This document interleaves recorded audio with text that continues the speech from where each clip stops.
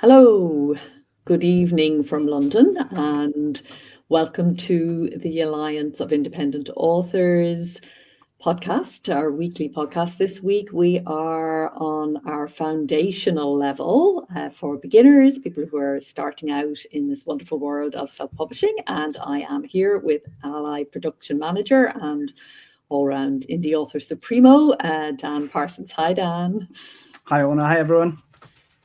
So yeah, this evening we're going to be talking, and I know it's probably not evening where you are, but it's evening where we are, and it's very evening-ish because it's moved into November, so it's kind of dark here. We're going to be talking about lean publishing, which is a term that's being a bit of a buzzword in the community at the moment, being passed around quite a bit, and there's a little bit of confusion about what it actually means. So some people think, and quite logically think, when they hear the term lean publishing, they think it's about budget conscious publishing, if you like, keeping things as lean and as tight as possible. And that is, I guess, one definition. But that's not quite what we're talking about here this evening. It has one of those publishing jargon words that has quite a specific meaning. So do you want to have a go at a definition, Dan? I can give my definition at least. So lean publishing is essentially a way to produce content by looking for an audience first to ensure that you actually have a product that aligns with an audience before you invest a lot of money. So it can stop you from wasting a ton of money. I know it sort of takes the luck element out of it, because we all know lots of authors, and I think ourselves included probably, who have created books in the past, spent lots and lots of money on covers, we've done editing, and we've not really thought about the audience that it's going to align with. And what lean publishing does is it helps you to produce an initial book fairly cheaply, budget conscious and all the rest of it. And then you can find an audience for that and then tweak the product to meet the audience's demand so that it maximizes your return as much as possible. I know some people possibly think that takes a little bit of the art out of it, but we are publishers ultimately as well. So you've got to think about, how am I going to produce a positive return on investment? Because how else can you go full time? Yes, and I think there's a few things to be said about that. You're absolutely right about the art thing, and there are some people who are listening and going, this is completely cart before the horse kind of thing, is completely the wrong way around. This isn't why I decided I wanted to, to do writing for my living, or for my pleasure. So, we are not saying you have to do this, but we do want you to know that publishing is different now. And in the old days, you didn't have any choice but to kind of take a punt and put a book out there and see what happened and kind of go from there, put out the full book, in other words. And that was the end of the book. The book went, it either failed or succeeded. And if it, in either case, you moved on to the next book and you didn't really learn very much. The book just went into the marketplace. Sorry, yeah, you're going to say something? Yeah, well, one thing that we've got now, obviously, that we wouldn't have had years ago, is print on demand and digital publishing. So whereas before you had to sort of hedge your bets on a book that you think will do well by getting a large print run at the start, whereas now you don't need to do that as much, because you can bring out a product. It doesn't cost you anything really, other than some of the small investments that you make just to bring it to market in a readable state.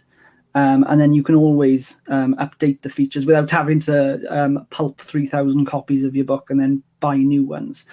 So you can always sort of, updating an ebook doesn't cost anything, and updating a paperback is a minimal cost, through Ingram and KDP Print and places like that. So we're in a state where we can move quite nimbly, especially as indie authors, because we don't have this history of having to have all of this upfront investment and all of the research done beforehand. We can do it sort of on the fly and move quite nimbly. Absolutely. And I think this is something that hasn't sunk in for authors, and particularly for people who are starting off. very often when we come into indie publishing, we're carrying a lot of assumptions about how books are made. We assume we have to do a print run. Loads of authors who join ALLi every week come in with the assumption that some authors haven't even got around to thinking about ebooks or audiobooks, or don't fully understand the difference between print on demand and consignment. So it's lean publishing as a term is a way for us to begin to understand that we have lots of different publishing options, and maybe to open our minds up a bit about what is possible for us as publishers. And I think the other thing to sort of note about it is that publishing today is for authors, and the advantage that we have as indie authors is how close we can get to our readers, and how we can actually get their feedback and get their input into our books as we are making them. And that again is a terrific advantage that we didn't have before, and it's one to be kind of grabbed, because readers love it. They love being involved in the actual making of the book, and it can be a really enriching experience for the author as well. Yeah, I agree. And obviously we'll talk a little bit later on about the exact relationship you can have with readers to include them into your lean publishing, your schedule, if you wanted to do it that way as a regular process, or if you wanted to do it as a one-off, you can do it that way as well.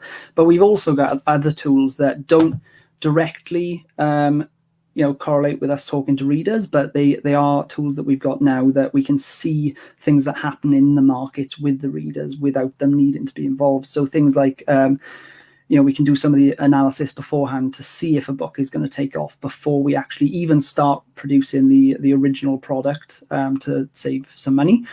So we can track the market using, I know there are some services out there. There's Klytics, which tracks a lot of I think it's just Amazon they do. I haven't downloaded one of the reports myself, but I know that they do in-depth Amazon reports where they say this is a hungry genre. These are the estimated number of readers in this subgenre, and this one is growing over a 5-year period. This is how many sales you need to get to this rank, and these are the trending keywords for people who read in this subgenre.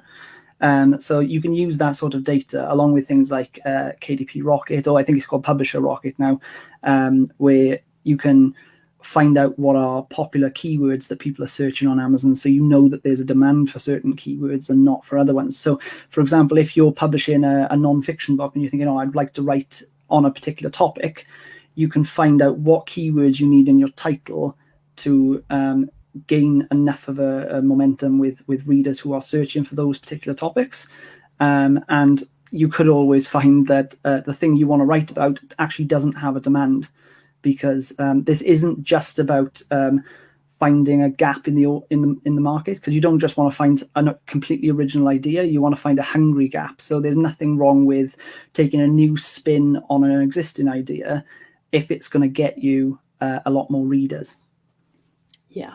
And it's worth saying, I think, that it's easier, like as with all book marketing, around SEO and keywords and so on. It is easier for nonfiction to actually identify that hungry market, I think. With fiction and poetry, it's still, there's still going to be a little bit of kind of gut reaction there. The keywords don't align necessarily as cleanly and as clearly as they do for nonfiction. But the essential point remains that looking at it this way around is a huge learning experience. Even, going into your genre that you want, your large genre that you want to write in, and then looking at the subgenres and the various ways in which they break down can be a really useful exercise to do, and you can learn a huge amount about it. And then in terms of, if you do find something that is that you feel has a potential market, then you can test that. And I think the important thing to say is that books that are approached in this way generally convert much better. They get more organic sales, they get better return on investment all round.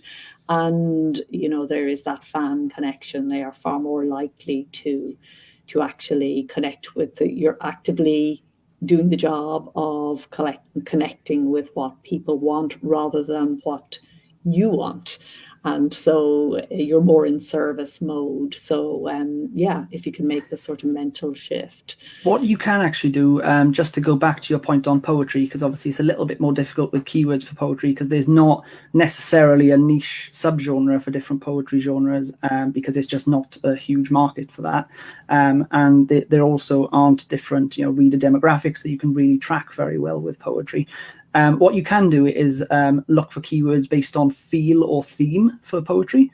And I found that, things like, I think with research I've done in the past, I found that poetry that makes you happy is much, much more highly searched than any other type of poetry. So I think people, if you're looking purely from a data perspective, they want quite upbeat, different poetry, because I think a lot of poetry tends to be introspective and sort of very deep and morose, whereas clearly there's an untapped market for people who just want happy poetry that they can sort of read on the loo once a day to set them up for the day or something like that.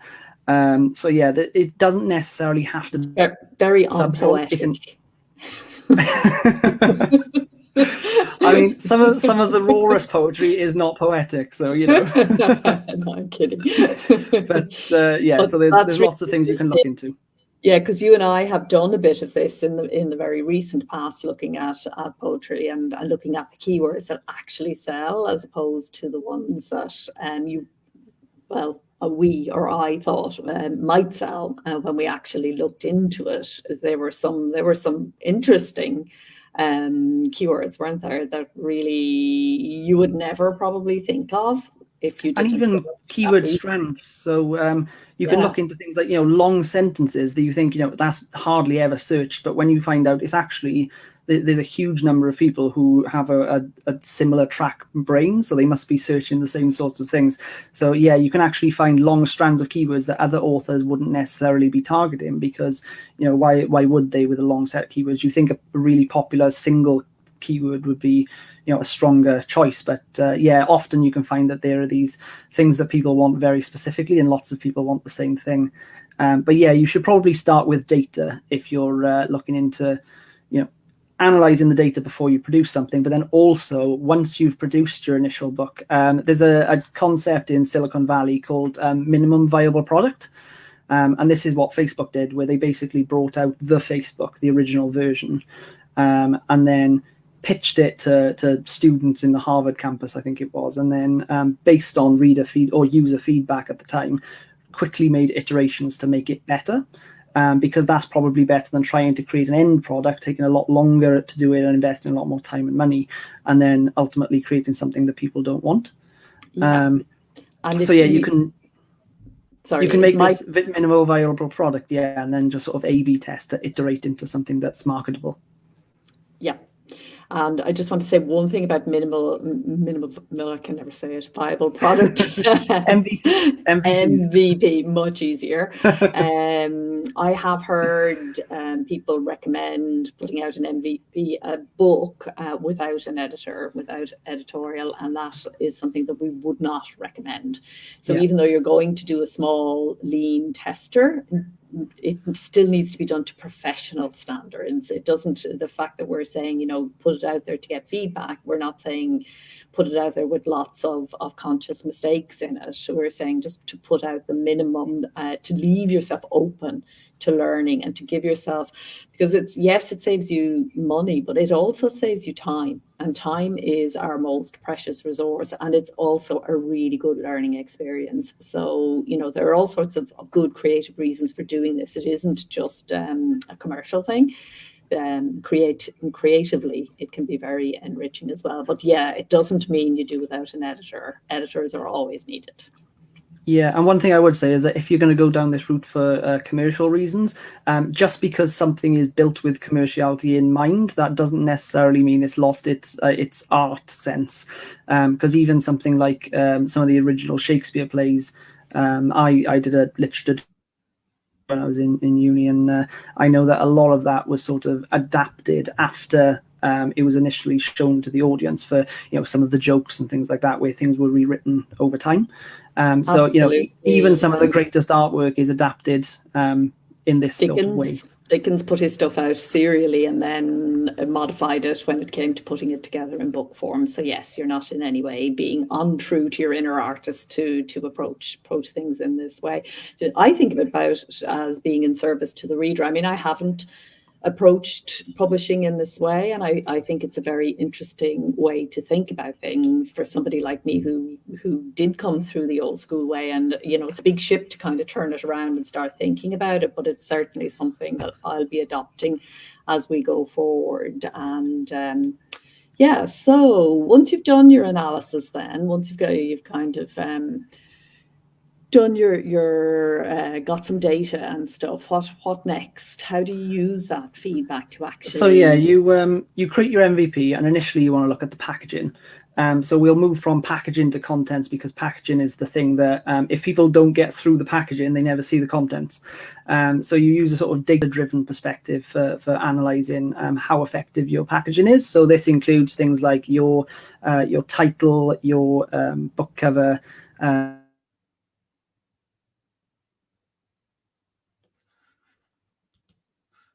I think we've lost Dan there. And drive.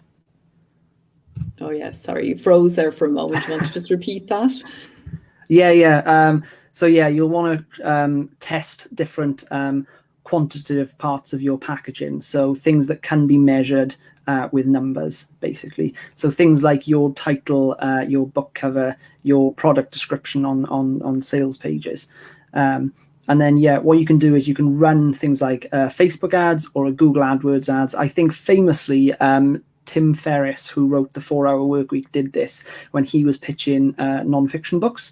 He ran Google AdWords ads and then hadn't even created the book yet, just created a fake sales page, and then saw how many people clicked through and clicked the buy button. So he could optimize his book cover and product description and title based on ads before he's even created the book, because these people thought they were going on to buy the book, so they're completely unbiased. Obviously, the buy button wouldn't work and then they just click away, but he would have already collected the data to know which things worked and which things didn't. And that's how he A/B tested into, I think his book has sold a few million at this point. So it's a process that works, particularly, like you said, in nonfiction. But yes, you can use these data points and just A/B testing is a process in marketing where you change one variable at a time. So say you'll change the title first, and you'll just test the title at 2 or 3 different variations of titles, and then compare the performance of those titles against each other. Once you've got the ideal title, you can move on to the book cover and create a few variations of the book cover with the same title, and then see which ones of those gets the biggest reaction. And then eventually you'll go on to the product description and see which ones of your variations gets the best conversion rate. So it's this process where you're moving customers into readers through this sales funnel, essentially, and just trying to make it as efficient as possible. And then, once you've got through the packaging element and you've definitely got people to buy the book, the next step that we're going to have to talk about is trying to get them to continue reading the book after they've looked at the first page, because that's an entirely more difficult and nuanced thing that you've got to approach. Yes, and there isn't as much data, so it's much easier to actually test your title and your cover and stuff like that than it is to see where people fall off reading, for example. It would be great to be able to get more detailed information about stuff like that. So what can people do to actually get that information? Okay, so I know lots of big successful authors who use their ARC team, so their advanced reader team, who give them reviews and stuff before they sort of engage with them for that. They talk about beta reading their book, so they'll send them an early version of their book that I think has had one editing phase but hasn't gone through the full editing phase with their editor, just to make sure the story aligns with how the readers would like it to go. So if you were using a romance novel as an example, we know that romance readers like a happily ever after. So if you were a romance author and you thought, I'll change it up a bit and I'll end this in a violent death instead, very, very different. And then you got horrible feedback from chapter 17 onwards of your novel where everyone hates the end, right, I clearly need to change chapter 17, otherwise they're not going to go on and read the sequels and contribute to read through. And then you can actually There's one little tip that I didn't put in the show notes for us guys before I started, but if you use Wattpad, their analytics are based on chapter reads, so you can see how many people have read each chapter in your book all the way through, and you can use the comment section where readers can comment on your book to actually see what they liked about each chapter, and then possibly increase your read-through rate based on how many people then continue, and you can see the later chapters ramping up the number of reads. So it is a really good tool, Wattpad, to use to calculate your exact read through, find out where a ton of the people drop off, because you can see the numbers per chapter, and also see the live comments saying exactly what it was that they liked and disliked. If you can build a following on Wattpad first. So it's something that you kind of need to, this happens spontaneously, I think, very organically on Wattpad, with people who go on to use it and build over time. Yeah, go on. Yes and no. So you can build organically on Wattpad, but there are also merchandising deals. So if you just contact the Wattpad merchandising team, I think they call it the Wattpad content team, you can ask them what carousels and things they've got coming up for. I did one with a zombie book once, and that was because they were promoting the release of the movie of Pride and Prejudice and Zombies. So they wanted a few different funny zombie books that they could then promote in a carousel to readers that would like the same books. So you can just find out what they've got coming up, and you don't even have to be particularly popular on there. If the content team pick you up, it's because they've got an editorial choice in it, and it can make you far more popular, and then you get all the readers come through and give you that data that you need. That's great. So if you've got the kind of book that works on Wattpad, that's a really great way to go about it. What other tools can people use to get some feedback on their content? So you can obviously just use the basic email, that sort of stuff, where you get people to respond based on what you sending out ARC copies and things like that. And if you're looking at the conversion into buy-in rates, then a really good tool that I've never heard any other authors talking about is Smashwords. So we sort of neglect Smashwords a little bit now, because some of the newer players have come out, Draft2Digital, and they're doing sort of different things, and Publish Drive and all that. There's a lot more competition, whereas Smashwords used to be the big player in the distribution end of ebooks. But they've got some really interesting tools that talk about the conversion on sales pages. So if you actually look at directing readers to your sales pages, you can see how many people have viewed the page, and then you can see the sales of the book, and then they've got extra analytics like that, so that can sort of help you through the process without you having to build your own website or build traffic yourself, because they've got a little bit more organic than you might be able to generate. Fantastic. And of course, when a book is out and actually published, reviews should be treated in exactly the same way. So reviews are an absolute, a lot of beginner authors dread and fear reviews, but actually the healthy way to approach your reviews is as feedback and a learning opportunity in just exactly the same sort of way. And I think if you can build your review process into a whole lean publishing process, then it's very easy to slot it in that way, and it can take a lot of the kind of emotional, it never takes it all away. Nobody's ever going to love a bad review or hate a good review. It's not going to get rid of it completely, but it certainly can help to see it in the context of the entire publishing process, rather than seeing it as a personal attack. There are also platforms like, I know Kickstarter is the big one, but there are also GoFundMe and Indiegogo and things like that, where you can build an audience over time to try and get different projects off the ground by getting them pre-funded, where people will pay for copies of the books and things before the book is out, so that you can actually use that money for editing. And you can actually get in contact with those people in the same way that you can with what's the platform I'm thinking of, where people pay for you every month and then it supports you as a creator. You know the one. Patreon. Yeah. So it can work a little bit like Patreon, where you have direct methods of communication with people who aren't necessarily your existing readers, but they're interested in the concept that you're building around a book. So I know of an author in the past who wanted to create a maths picture book for young children, and they were talking about the different different children who may be dyslexic or have other learning disabilities, and they could talk directly to the people who would be interested in that project, whereas they may not be able to find those people organically in their friendship circle, before they've got an audience.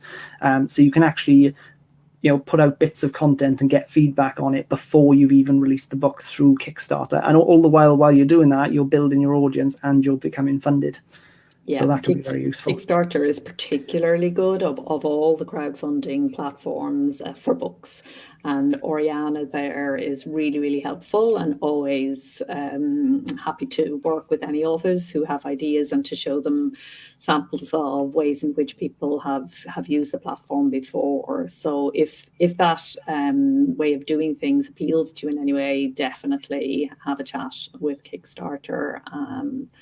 And there are some other interesting platforms as well. There are more and more platforms, I think, coming up all the time. It's also possible to serialize and write your book in chunks before you put it out. And of course, Kindle Vela now allows that as well. So you can do it on the Amazon platform. So I think it will be fair to say that publishing is moving in this direction, and that those author publishers who don't move with that flow are likely to find themselves without sales. Because unless, of course, you organically and accidentally hit on an underserved, which does happen and can happen to you, but relying on that chance, relying on that luck is probably not a great business plan. Yeah, I know there are already murmurs of traditional publishers working a bit in this way, but they're getting authors to do the lean publishing research and development before it actually comes to them publishing the book, so they can do all the marketing and if they've got the budget to go behind that, but they're actually getting the authors to do that. So there's Unbound is one of the fastest growing publishers, and they've got a traditional publishing model, but then they use a sort of lottery system or more of an X Factor style system where authors have to compete against each other, and then the most popular rises to the top and they get a publishing deal. And this is not completely dissimilar from the way Amazon publishing work, because obviously they already see the data behind the scenes on Amazon, and then they approach authors to give them Amazon publishing deals, and they know that they're already going to be successful because this author has already got a big audience. So it's all very, very data driven, and I think even quite slow moving traditional publishers are seeing that this is the way things are going, and they are using data analytics tools and the same market research tools to develop books before releasing them that indies are. So a comment from Stuart: God, this all sounds so depressing. I just want to write. I've decided I don't care if I never sell a copy. I prefer that than funneling customers after A/B testing covers, etc. And Stuart, that's 100% valid response. And if you just want to write, absolutely, you wouldn't want to do this. This is not, we're not talking about this from a writing perspective for yourself. We're talking about this from a publishing perspective. So publishing means thinking about the reader. And if you want to publish to sell, then you have to think about these things. You may not decide to do the A/B testing, which I have to say brings me out in a rash as well. But we've given lots of different ideas. You don't have to do A/B testing, but the point is that you do have to shift the mindset that says, oh God, I just want to write, if you do want to sell. If you don't want to sell, fantastic. You don't, no worries, great. Away you go and write happily ever after. But this is a publishing perspective. You could also sell without doing this. So there are some authors that write the book that they want to write and then they end up selling anyway. So this isn't the only way to sell. This is just a way to improve your chances. Absolutely. And week after week after week, we have authors in ALLi saying, I'm not selling. And, this is a way that we're always looking at all the different ways in which that can be changed, and for those who are selling, in which they can sell more books. And I mean, I think that's the important thing to realize when you go from being a writer to being an author publisher, a self-publisher, an indie author, whatever word you want to put on it. But once you put that publishing bit in there, everything must change. Your mindset can't stay the same. It's not just, I'm going to write the book and put it out there and look who's going to take it and run with it. It might happen and you might win the lottery and, there might be a blue moon someday. But you improve your chances when you actually take some actions, and lean publishing is one way to approach that challenge. So any final words of wisdom, Dan? Yeah, it would just be, once you've lean published your book, there's always opportunities to lean market your book. And this is sort of the way that indies have been doing it already. So if you've had a little bit of a handle on marketing, you'll already sort of understand the lean publishing model. One thing I will say is a recent development is I know Amazon in the past has not liked people using affiliate links to get people to record clicks and things, because some authors, obviously they make a lot of money from affiliate income through Amazon affiliate links when they're promoting their book. People buy things like TVs and stuff, and they get a portion of all those sales.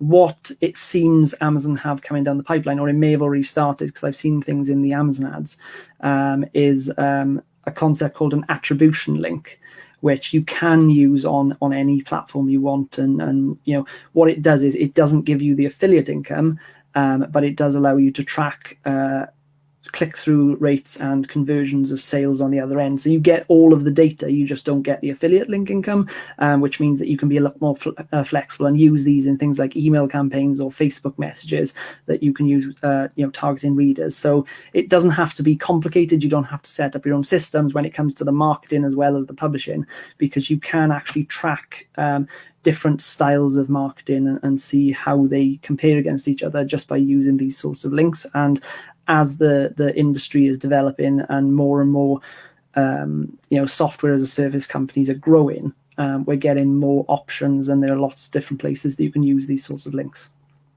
Great.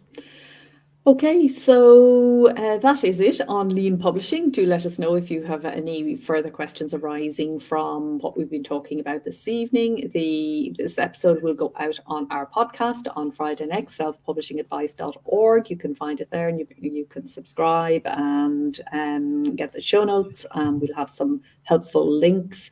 And there are two resources we'd like to recommend. One is a blog, a good intensive blog called Lean Book Publishing, How to Drastically Increase Your Success Rates by Publishing Books the Lean Way, and that's by Sabrina Rickey. And there's also the sort of Bible for the lean publishers, which is Chris Fox's Right to Market. And we'll have the links to those and to other things that we've mentioned here in the show notes on Friday. And next month being the holiday season, we don't have a podcast. So we will be back. We'll be doing our highlights from the year next month. So we won't have a live event here on YouTube or Facebook Live. But we will see you again live here in January on the third Tuesday of the month. Until then, happy writing and happy publishing. Bye-bye.